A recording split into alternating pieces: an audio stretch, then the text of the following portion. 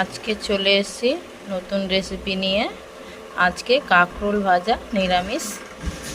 250 গ্রাম কাঁকরোল নিয়েছি, এটাকে ধুয়ে কেটে নেব। কাঁকরোলটা ছাড়িয়ে কেটে নিয়েছি পাতলা পাতলা। কড়াইটা গরম হয়ে গেছে, আগে থেকে অল্প তেল আছে। আজকে সাদা তেলের ভাজা করব।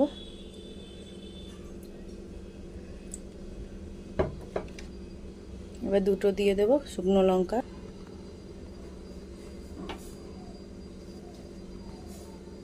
দুটো লঙ্কাটা দিয়ে দিলাম ফাটিয়ে। এবার দিলাম কালো জিরে। ফোড়নটা লাল হয়ে গেছে, এবার দিয়ে দেব কাঁকরোল কাটাটা।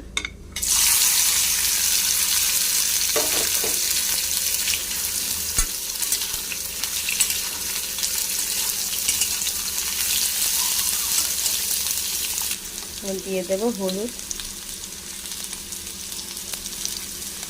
1/2 চামচ হলুদ।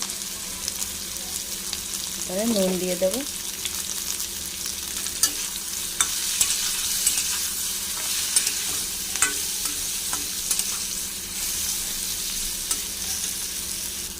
এবার দিয়ে দেবো স্বাদ অনুসার নুন।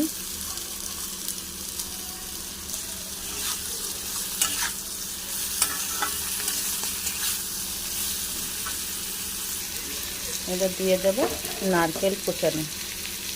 নারকেলটা ঘষে দিয়ে দিয়েছি, গ্রেট করে।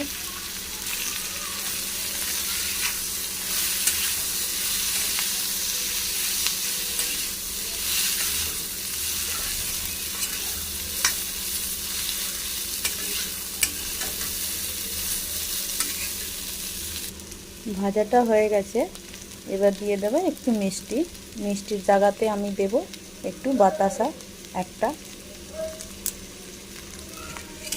1.5টা দিয়ে দিলাম। আমি চিনি দেব না, চিনি খাওয়া ভালো না, ওই জন্য আমি গুড়ে বাতাসা দিলাম।